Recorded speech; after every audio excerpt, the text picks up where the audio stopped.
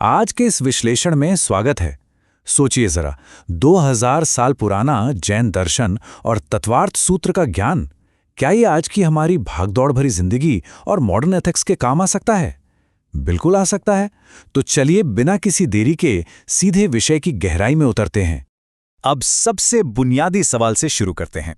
क्या पूरी तरह से 100% बिना किसी हिंसा के जीना सच में मुमकिन है?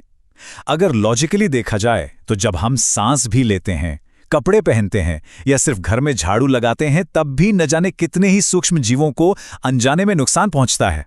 तो एकदम जीरो वायलेंस वाली जिंदगी जीना, ये तो इंसानों के लिए प्रैक्टिकली असंभव ही है। और यहीं पर एक बहुत ही दिलचस्प और जरूरी फर्क सामने आता है, अतिचार और अनाचार का।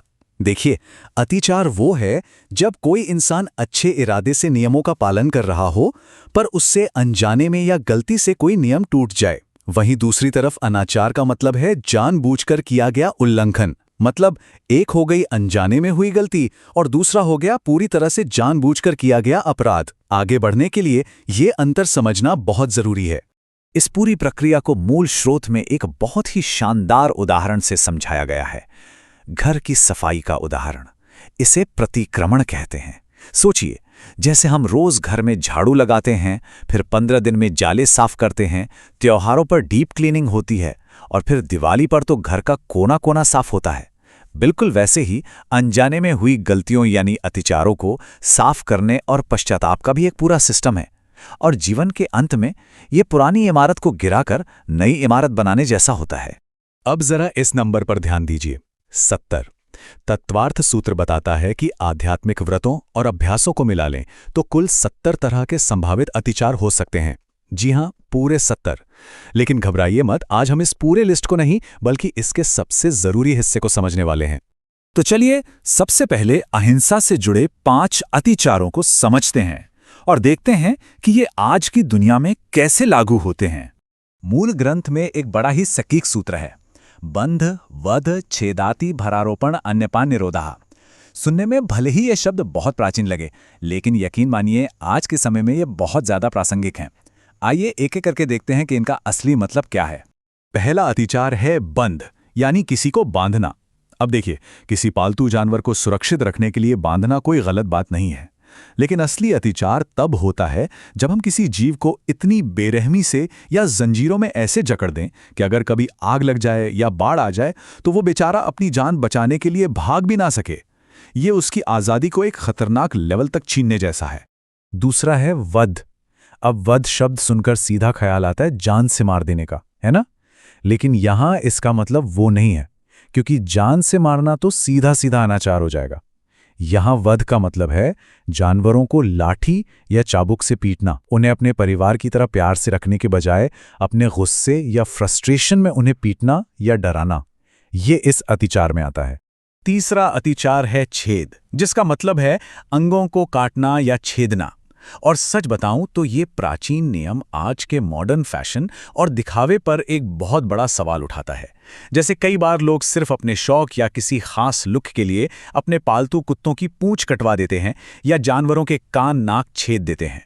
ग्रंथ साफ कहता है कि बिना किसी मेडिकल इमरजेंसी के सिर्फ दिखावे के लिए ऐसा करना अनावश्यक हिंसा है।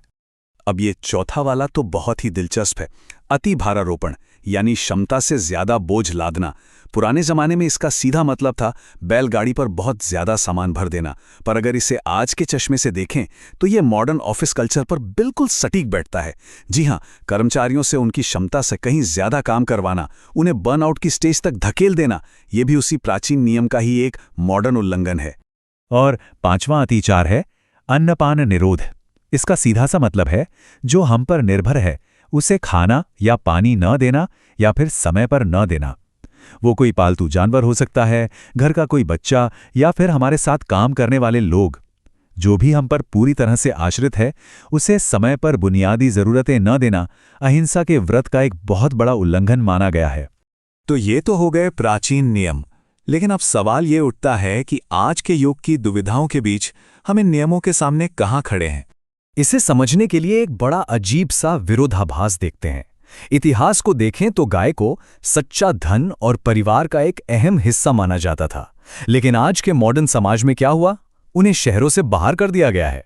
और दूसरी तरफ पहले के समय में किसी हिंसक या मांसाहारी जानवर को घर में पालना सही नहीं माना जाता था, लेकिन आज वही पेट्स हमारे बेडरूम और किचन तक में हमारे साथ रहते हैं।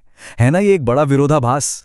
और यहीं से एक बहुत ही हैरान करने वाली बात सामने आती है।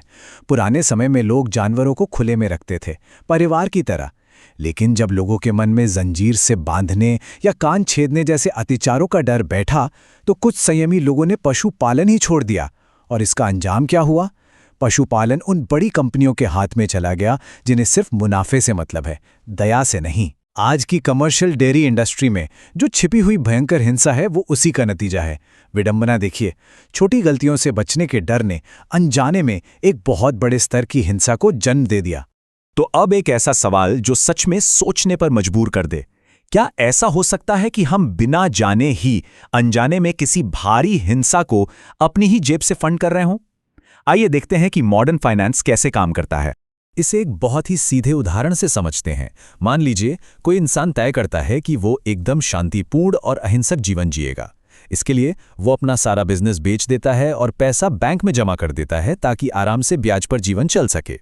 लेकिन बैंक उस पैसे का क्या करता है? हो सकता है बैंक वही पैसा किसी बड़े कमर्शियल पोल्ट्री फार्म या बूचड़खाने को लोन में दे दे। तो देखिए हुआ क्या, अनजाने में ही सही, वो इंसान उसी बड़े स्तर की हिंसा के मुनाफे से अपना साफ सुथरा जीवन चला रहा है। ये सिर्फ कोई छोटा मोटा अत्याचार नहीं है, बल्कि अनजाने में अनाचार के एक पूरे आधुनिक सिस्टम का हिस्सा बन जाना है। इस बारे में स्रोत में एक बहुत ही गहरी बात कही गई है। जब मात्रा बढ़ती है तो गुणवत्ता और करुणा दोनों नष्ट हो जाते हैं। मतलब जब हम अपनी बुनियादी ज़रूरतों के लिए विशाल कॉरपोरेशंस पर निर्भर हो जाते हैं, तो वहाँ किसी एक जीव के दर्द की परवाह नहीं रह जाती। वहाँ सिर्फ और सिर्फ आंकड़े और मुनाफा बचता है। तो फिर इस पूरी चर्चा से हमें आखिर क्या समझना चाहिए? सबसे बड़ा टेकअवे ये है कि हमें गलती होने या अत्याचार के डर से कोई भी अच्छा काम करना नहीं छोड़ देना चाहिए। कड़े नियमों के खौफ में जीने से कहीं ज्यादा जरूरी है अपने इरादों को साफ रखना और करुणा से काम लेना। सभी जीवों के प्रति सच्ची और गहरी सहानुभूति रखना ही सबसे ज्यादा मायने रखता है। जाते जाते बस एक विचार छोड़कर जा रहे हैं। इस प्राचीन ज्ञान को समझने के बाद हम अपने काम करने के तरीके, अपने खान पान और यहाँ तक कि अपने वित्तीय फैसलों में छिपी हुई हिंसा को कम करने के लिए आज क्या बदलाव ला सकते हैं, इस पर जरूर सोचिएगा।